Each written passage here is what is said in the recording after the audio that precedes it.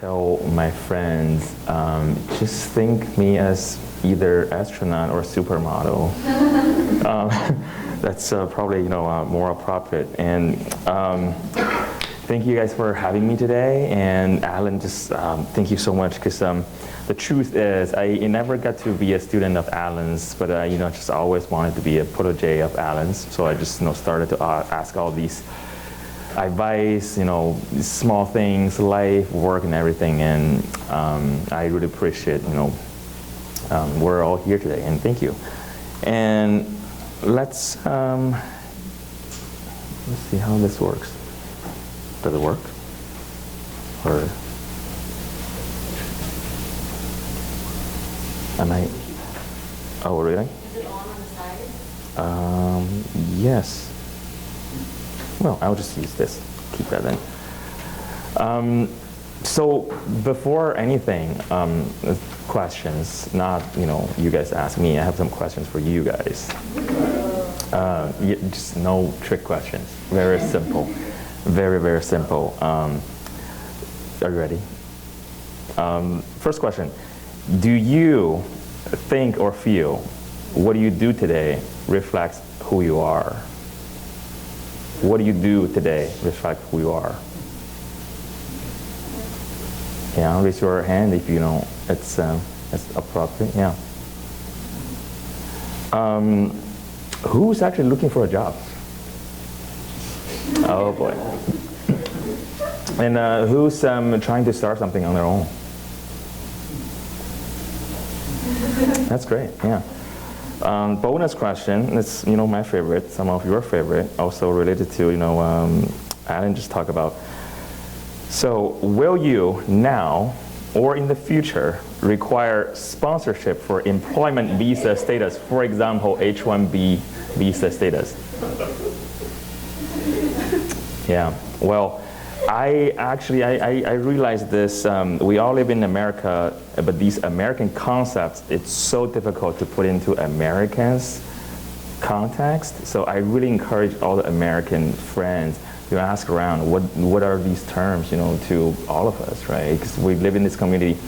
It's really difficult when we're trying to communicate. People just don't understand. We all go through these things as foreigners. It's pretty important. Here we go. Oh, I forgot. So I'm a designer and also teach design.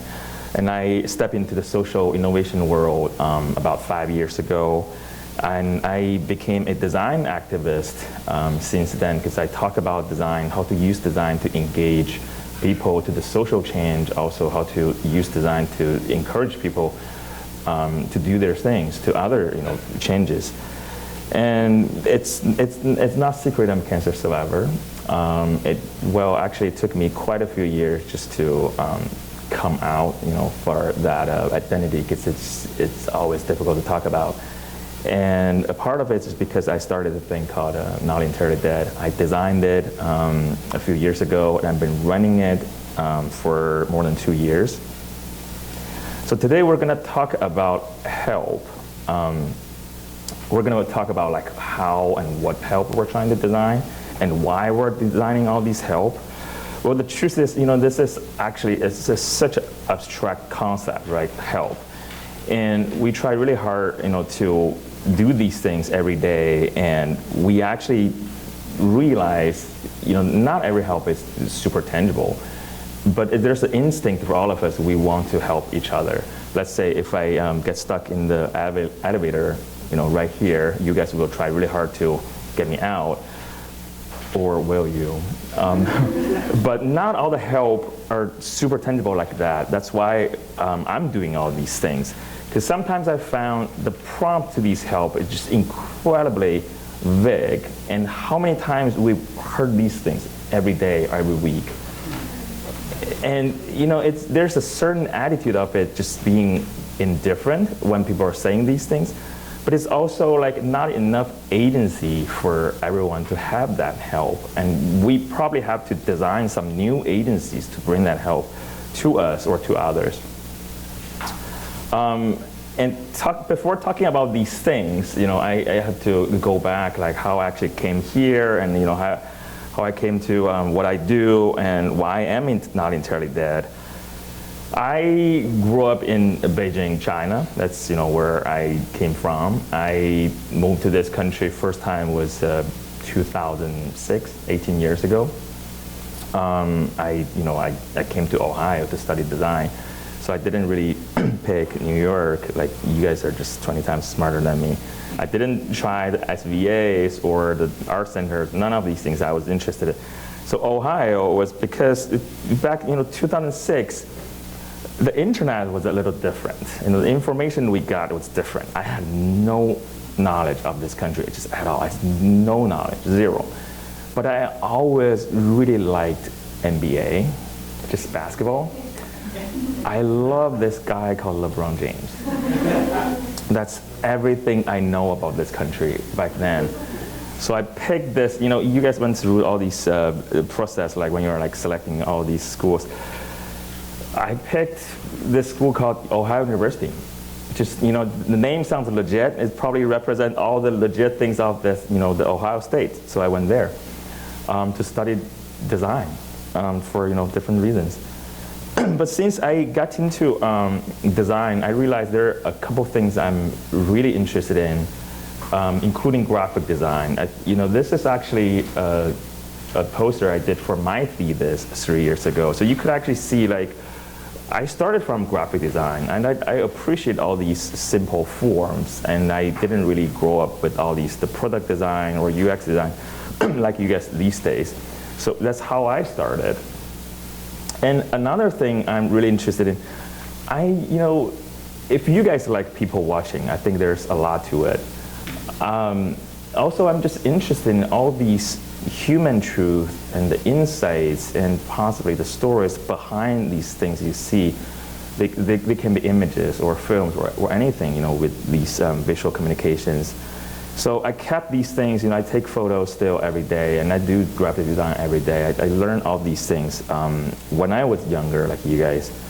And then when I was graduating, I had basically two options. Well, more than that, but I was thinking about very rational. I was trying to design my career at the time. So there are two things I was particularly interested in, the two industries I wanted to get in. First, it's editorial, because I'm always fascinated with all these smart, clever ideas on magazine covers, book covers, and it's just so simple. In one page, you can actually talk a lot, and there's a lot of communication to it. And the other thing is advertising. If you think about it, if you look at the art direction, creative direction, early days, even like these days, a lot of things are so similar. And if you look at typography, how you use image and layout, all these things, a lot of things very similar. And also, like, to me, I was just young, right? I see them just probably the same thing. And I graduated 2008. If you guys remember, there was a recession happened that year. Very particular about the recession, publishing industry died. Completely died before new media, and no one could figure out what actually happened.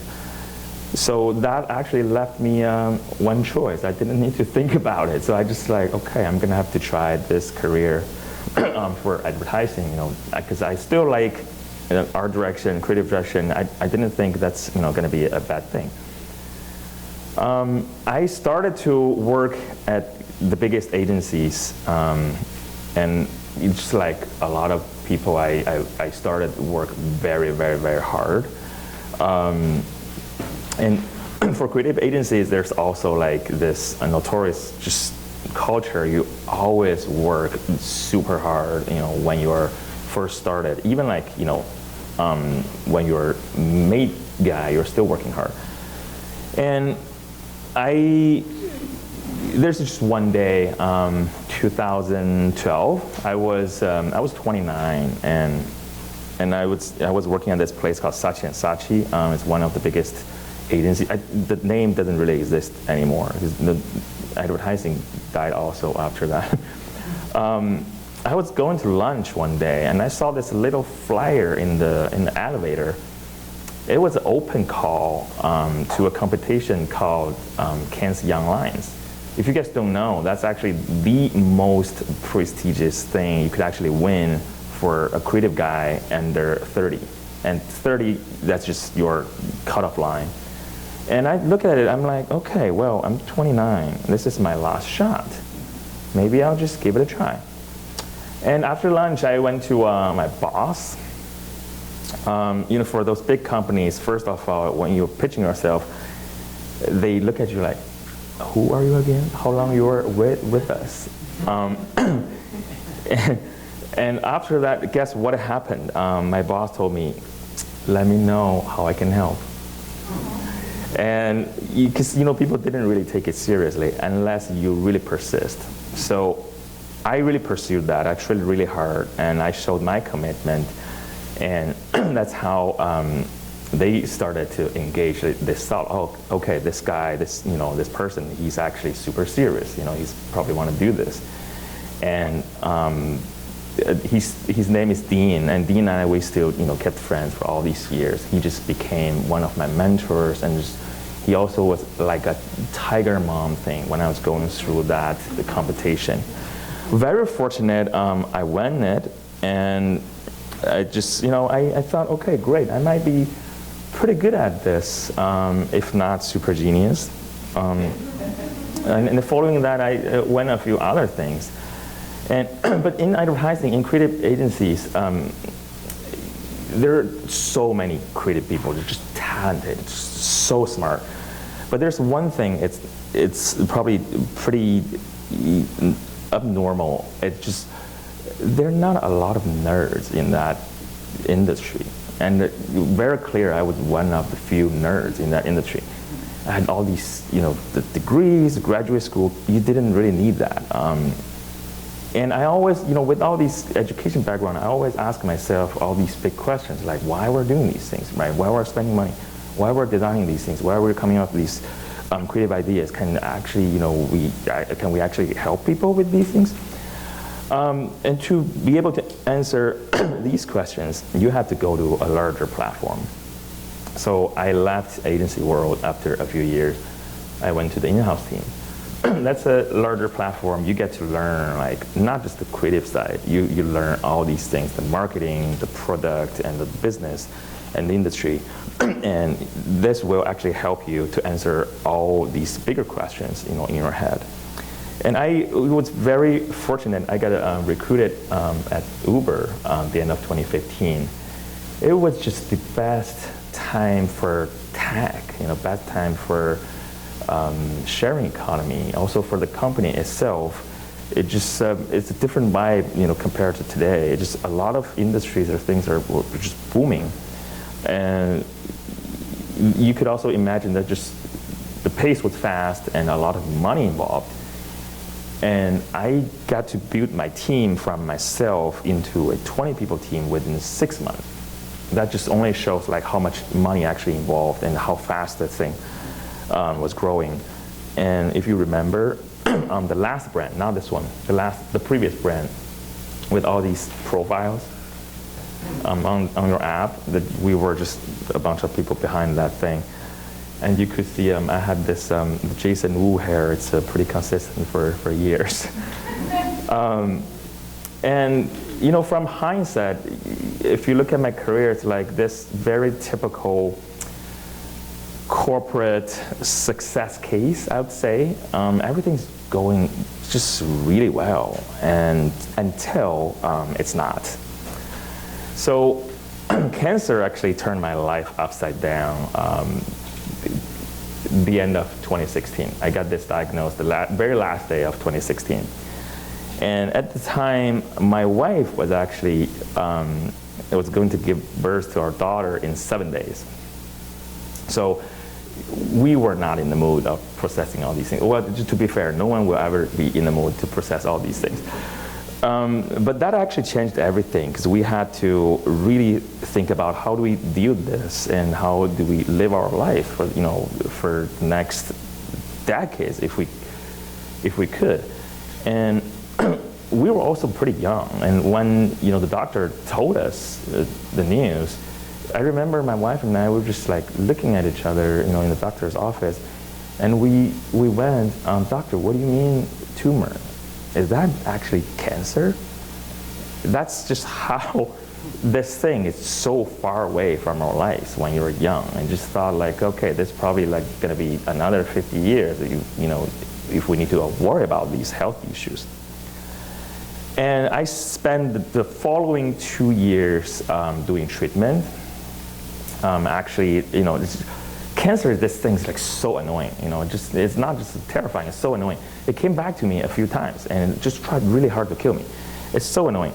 So I spent 2 years basically just battling.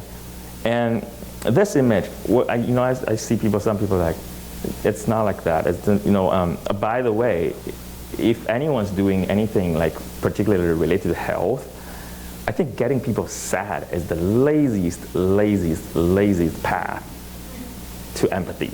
You know, just don't ever do that. So this image is not anything like you need to tilt your head. It's actually a very hopeful moment for my life. So during that 2 years, I was desperate, and I called this famous doctor in Indiana. His name is Lawrence Einhorn. He's Lance Armstrong's doctor. So I called his office, just like, hey, Dr. Einhorn, I think you might be the only person who can save my life, this entire world. Would you just take me in? And it turned out he's, you know, just one of the brilliant minds, you know, I've ever met. He's 80 these days, but when he talks, it's like probably early 50s. You could feel like, I could say this guy is probably going to win a Nobel Prize, you know, in the coming years. And also like just very understated figure. And he's like, yeah, just, you know, come to Indiana. We're going to check you out. So this is one day in September 2018, so almost 2 years, you know, after I doing all these treatments. I woke up from anesthesia with this big surgery. It was early morning. I could remember the light coming through the window on this side, and there's the beautiful nurse actually standing there. So the light actually came through the nurse. For a second, I was like, am I already? And it couldn't tell, because you're also drugged, right, with all these things. And there's this young resident doctor just came in to check on the patients in the room. And she came in like, I was actually trying to do those small talks for real. So I asked doctor, how do I look?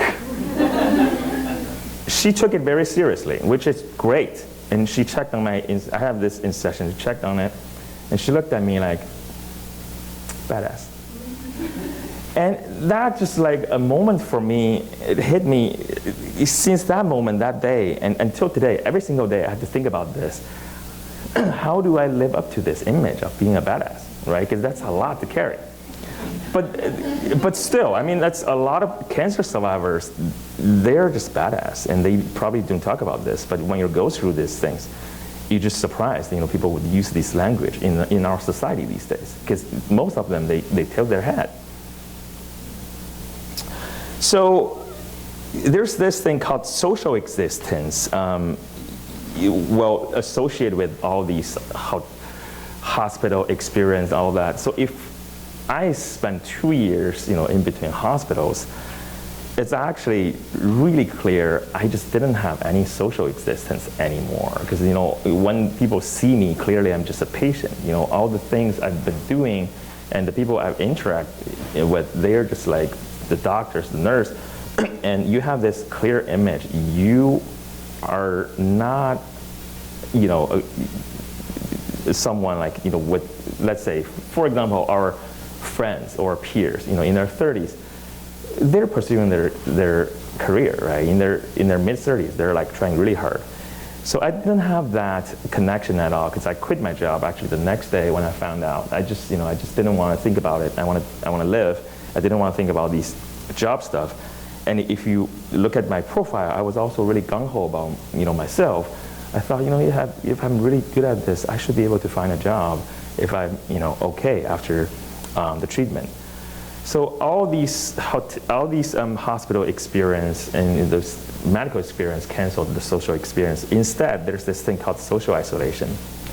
I felt that very real. And when I first started to use this word, social isolation, 5 years ago, people thought I was, making things up, because this is such a strange term.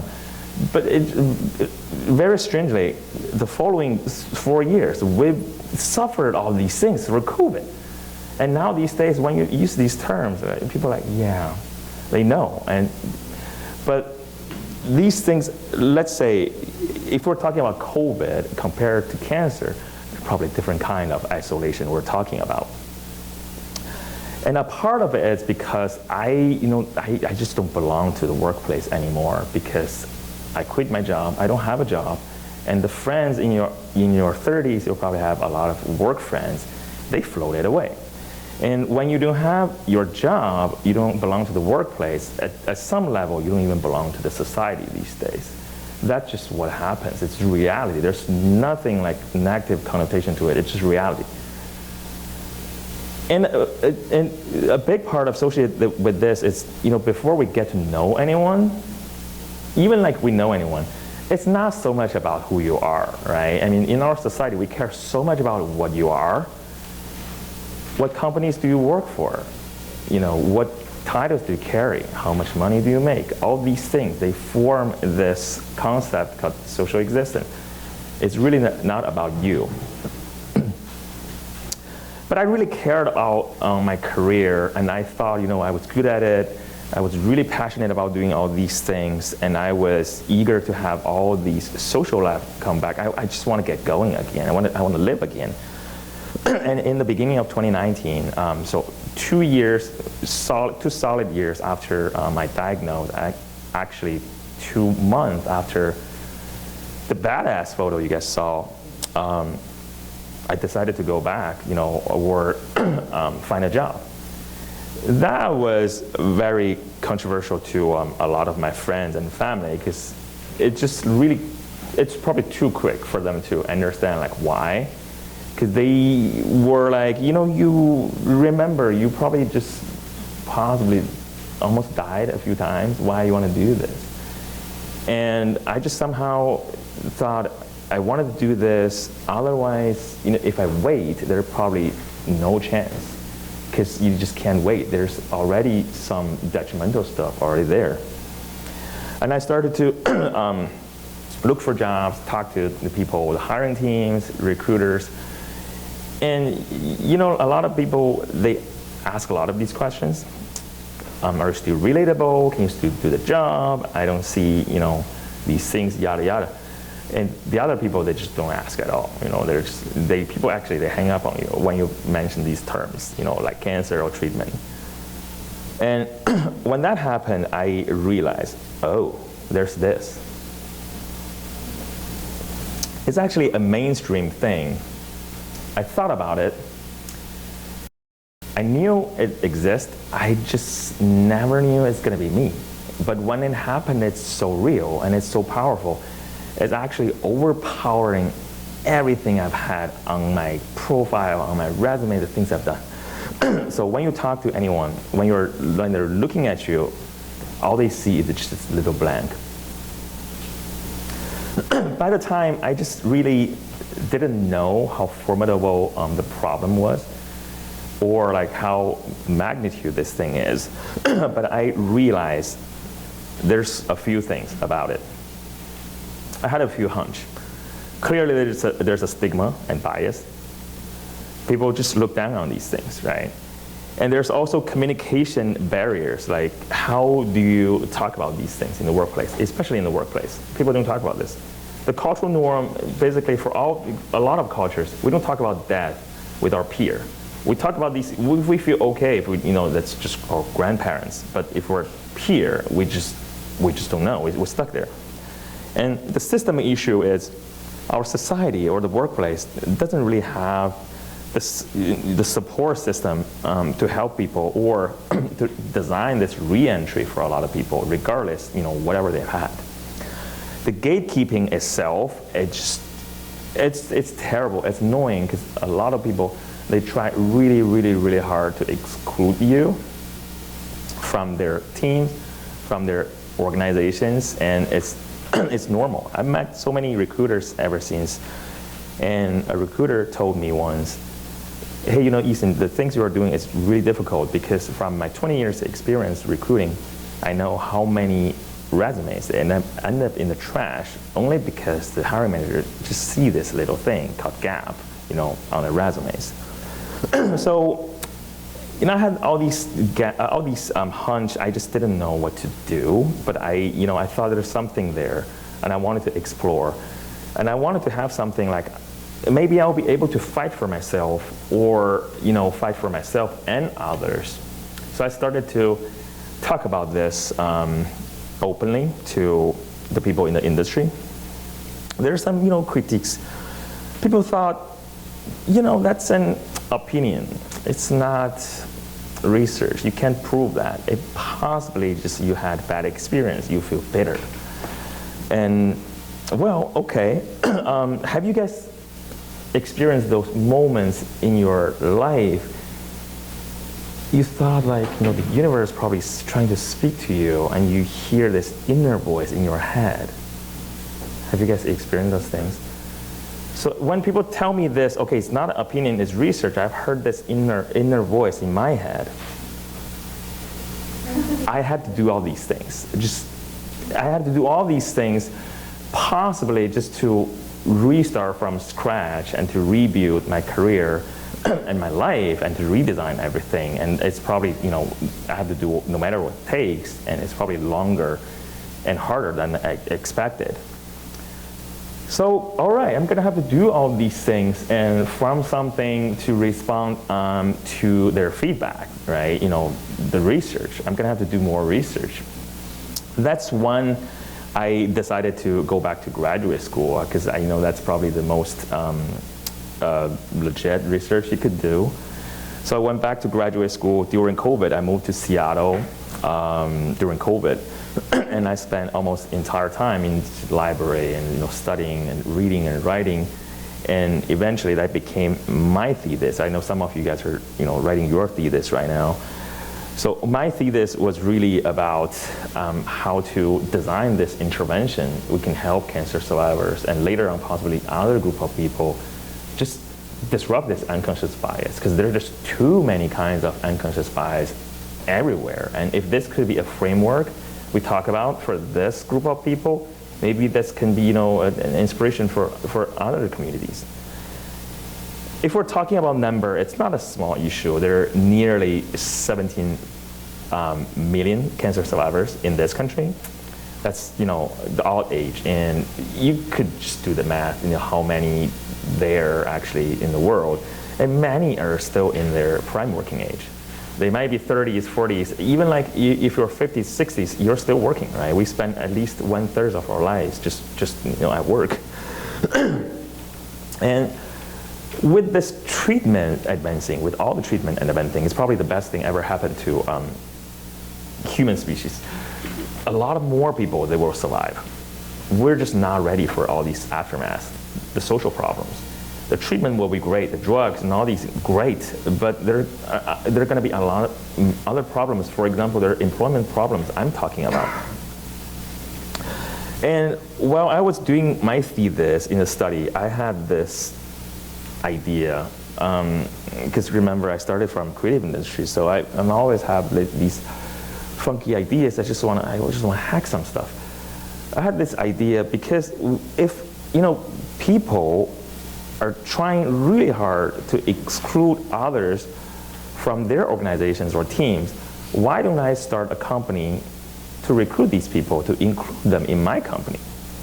So I'm trying to hack this on LinkedIn, which is the best feature for LinkedIn. It's just the only thing you look at is the profile, right? You look at all these people, the titles and all that. So you can join this on LinkedIn, not entirely that. And my theory was, if I only have, let's say, 500 people for this company, people will say, that's just a thought. What if there's one day, I have 500,000? It's going to be a voice no one can actually ignore, right? People are going to look into, oh, this is a huge company. What do they do? So that's my theory. And I created this hack, a few years ago. I started from there. And I felt like, great, that's pretty clever, but how do I go from there? There's probably a lot more I could do. So I went into design this whole company. It cannot just be a fictional company. I want to do all these things around this concept, and also like this great name, right? So I started to do more design just around this company, the identity of it. Starting from a logo, a mark. I've worked for so many brands, I've worked with so many brands, but I never had my own brand. And especially this is social enterprise, it's different. And you have to like think about all these stuff I think you guys probably worked on for your project, the mission and vision, and all these things. And it takes a lot of time and just to figure these things out. So I can tell you guys, this might be useful for design students. So I can tell you guys my thought process when I was trying to find the voice for this mark. I tried to put everything I felt into this thinking, and everything I felt through this experience into how I visualize it. I put the 3 letters into darkness. It just like that's completely this thing I felt like in the beginning is dark. But I knew there was something, it's the light, in the darkness you could actually utilize. So I took the light from the darkness, I reshaped them, and I created into something new. So that's what I did. It's one slide, but it took me several months just to figure out this message, including I probably had 1,200 sketches, just doing all these things, moving things around. But people say FedEx, it took them 9 months to find that arrow in the logo. So it's same process. And after that, I thought, all right, I want to have a brand system, not just one mark, because that's just really silly. If I already came this far, I could have more. And I tried to find 18 attributes, or let's say these, I call them the extraordinary abilities, who people actually cultivated through their adversity. I want to celebrate these things, and I want these things to be the focus for, whenever or whoever are talking about these things. It shouldn't really be the darkness and sadness. It should be these extraordinary abilities. And I picked these things, and I started to expand from there and trying to make sense using these marks and just to do the variations from the logo. And also like how do you communicate these things through each mark or each attribute? There might be stories in the future. So I wanted this to be a good foundation for me to do in the future. I also like to make sense, right? Because a lot of brands these days, you look at, you're like, why? And now I have this good foundation of a brand, and seems like there might be a platform I could utilize, and then you have to just like go to market, and you have to start to communicate this and do all these things with all the touch point and to run, let's say, quote unquote campaigns.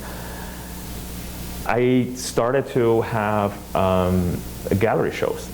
And the message there is also related to everything I talk about. It's just the elephant in the room. No one knows how to talk about this. No one wants to talk about it. But we can't really avoid this. It's the elephant in the room. And this is one of the shows I had in the West Coast. And from there, you're gonna reach out to other people. The people who are super intelligent and also like super empathetic, because they could see the magnitude of these problems. They could also see this is not just like solo problem. It connects with so many other things. And when you have all these voices speak to you, I mean, it's probably going to be a good thing, for a human movement. So I started to try all these things, to annoy all these famous people. I remember I'm just immigrant. I don't have famous friends. I don't have, rich neighbors. I have nothing. It's just like you have to build that from nothing. But to me, I was not satisfied at all. I was thinking like, how can we actually design this? It's more tangible. It cannot just be an activism. It cannot just be like something you talk about. You have to do something. Because talking about these things, it's not going to change anyone's life. So, okay, how can we actually bring this tangible help? And I went back to the problem, not the solution or the idea. I went back to the problem. I thought this is not just one-side problem to the employees or people, have severe disease. It's also a problem for the employers. In this country, they spend $1 trillion every year for recruitment and retention because they think they can't find good people. Everyone says that, we can't find good people, so we just keep spending money. What do you mean, good people? Where are these good people? What are good people? What are the good things you're trying to find? Are these the hard skills, the design skills, the Photoshop skills, the writing skills, or can these things, the good things, be soft skills? The determination, the tenacity, in resilience, and all these things, it can be super valuable assets to our lives. Can these things be valued in the workplace for employers? So that's something I started to challenge to the employers, and I started to do these things because I wanted just to keep celebrating these things for survivors, and I want them to have all these, let's say, the talking points, but also strategy to go back to their career and their lives. So we started this thing called coaching business last year. We started to build this peer mentoring community last year, which people come into this community every Saturday morning. Actually, it's a mutual aid community. People talk about their problems, but it's more about how to strategize to get there, rather than to unpack. Because the sad story, it's also like it took us quite a while to educate people. Coaching and mentoring is not about unpacking. You have to really set a goal and to go there. It's not like coming in and cry. And we've started to work with career coaches to bring these help to cancer survivors. And very quickly, since we launched, people started to show up from these English speaking countries, US, UK, Canada, Australia. It's very interesting, how people respond to these things. And it would also give us the confidence, like, okay, great, we're probably doing the right things, right? And people wanted to engage. And from the design perspective, it's also like, oh gosh, there's a lot more to do. A lot more to research, because now you're just collecting all these data. Because people are showing up and they're gonna, do a lot of weird things because we're just people. And when you realize that, it's like, oh gosh, there's a lot more to do, and a lot more you have to do it over and over and over again. If we're talking about the design thinking thing, this is when the iteration just happens. We have to constantly go back to the point, like we have to redesign all these programs, and how do we serve more people? How do we serve people better? For example, one of the insights, it's working with a career coach is really like going to the gym. It's not loosey-goosey. There's a certain rigor to it, and when you're designing or building that community, the beauty of it is just like there's a collective empathy, which is great. People have this certain mutual understanding. But when you talk about this rigor and going to the gym, the flip side is how do you keep people accountable? How do you keep people committed to this thing? Because people are interested in it for a while, and they may have other things to do. So we started to look into how do we keep this thing going, and what's our thing to the retention. And from last year, we just started to do all these design things all the time. We prototype there, we test, we iterate, and we just keep building upon. And my experience actually told me, and I think this could be useful to you guys, if you are doing all these things, all these little efforts, they're not just simply add up. They actually compound. That's just one day you will realize, oh wow, all these little things, they would work, and in a way will actually surprise you. But through all these time, when we're designing these help, we're trying to bring more tangible help to people. There's actually one thing bothers me particularly personally, I really believe it's going to be a movement only if it moves without you. But at the point, for all these years, it's not a movement yet. I have to drive it really, really, really hard. And there are a few things that struck me last year, last September. First of all, my doctor called me just one day in September. I just made my 5 years cancer-free mark, which, knocking on the wood. And because the 5-year mark is actually the only mark matters to, people who will have experienced this. And that means you are NAD, because NAD is actually, coming back to the naming, NAD is actually a medical term. When you see this on your doctor's report, when you see NAD, it's no evidence of disease. That's the only thing you wanted to see, after your thing, because that means that you can get going. But I know the inside joke is better. So my doctor called me, and it got me really emotional, because I turned 40 last year. When the doctor called me, I just started to look back my entire 30s. Almost my entire 30s, I spent most time just basically battling this thing. But I also thought about, I actually did quite a few things pretty good. I found a cure, for myself. I contact this great doctor. I became commencement speaker when I graduated. And also, recent years, people started to recognize the work I've been doing. And, thinking about these things, I realized I had a comeback. I just didn't really realize at the moment, but looking back, I thought that was a comeback. It possibly completely different with what I pictured in the beginning, because I was trying really hard to change people's mind. Hey, hire me, I'm good for this.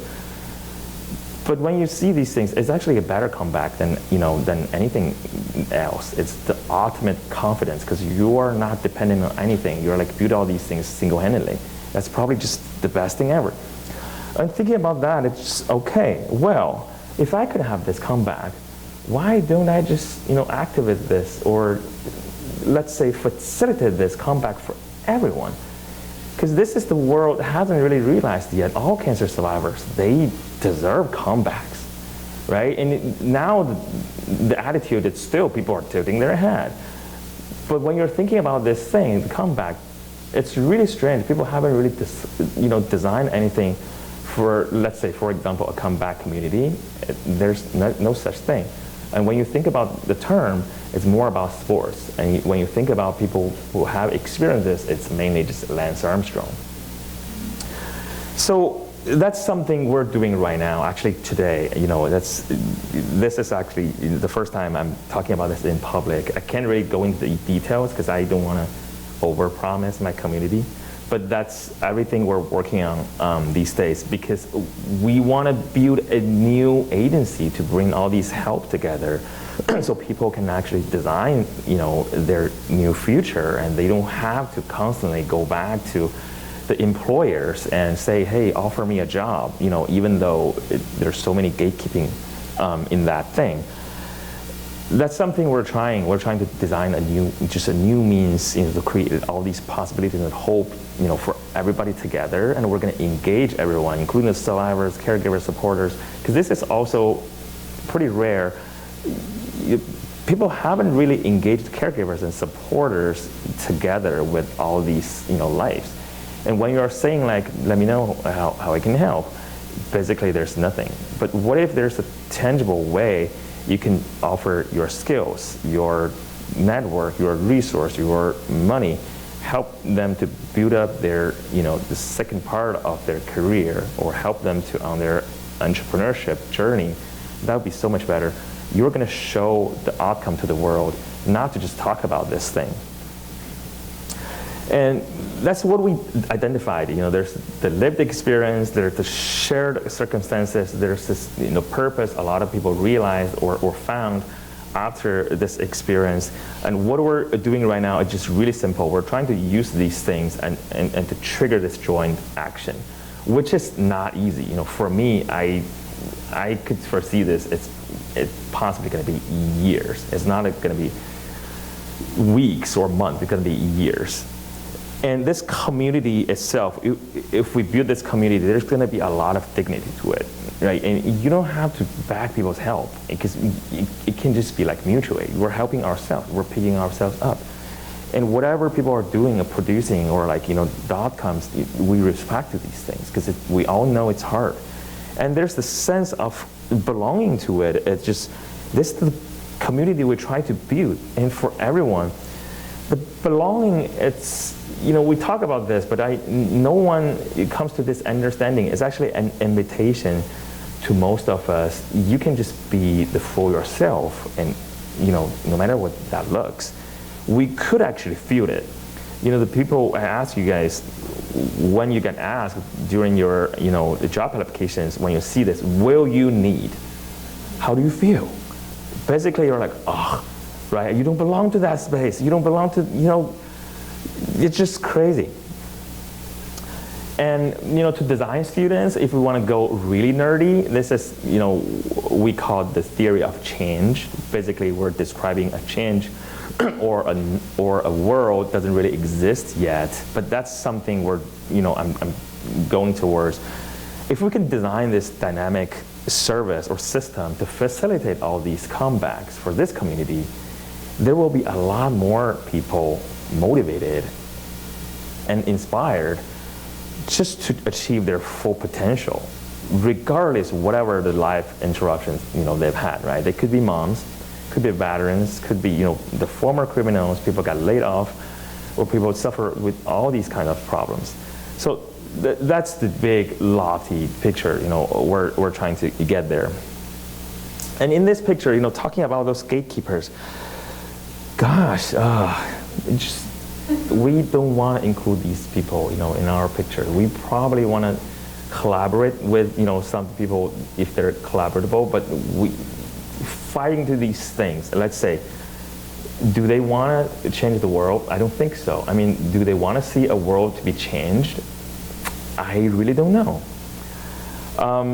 I think we're probably about time, or I would love to talk about these things, but it's probably going to take a few more days or weeks. When we talk about design thinking, our products and everything, we talk about desirability, the feasibility, viability, and everything. We barely talk about the creativity, because design seems like there's a formula there, there's a method there. But if you guys think about it, what is actually driving this creativity? What is actually driving your ideas? Some of it, to me, is just how we live our lives, right? We found these ideas, creativities that are like randomly coming from everywhere. There are going to be a lot more chapters, for this talk and for me. I'm definitely hoping, some of you guys, or maybe all of you guys, maybe a part of this, the third chapter. And if you're thinking about all these things, or if you think, what I talk about, the framework or the idea, or these things are useful, don't think about cancer, disease, these things just like it's one example. Think about the bigger picture, the health equity, the future of work. Think about who gets to decide. Are we, going to decide this? Are we a part of this decision? Clearly, I was already, not a part of the decision. Are you guys going to be a part of the decision? Or is there actually something like makes you feel like, okay, I might, not belong to that decision-making process either? And if you guys like to talk about these things, of course, I'm always interested in new ideas. We could talk about these things, or work together, anything. Well, something I'm gonna say at last, I think it's very personally, this is how I feel after all these years. I think the most beautiful thing happened after all these years to me. It's, in the beginning, a lot of the people floated away from my life. It's just because, they had all these traditional thinking in their head. But that actually made a lot of room for me to make new friends. And whoever engaged in these conversations, whoever come here today to see me and my friends and Alan and all the people, my friends, I don't think people are interested in what I am.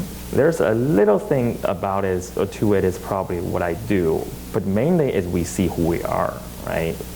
People see who I am, I see who you are, and that is actually the bounding we're building today.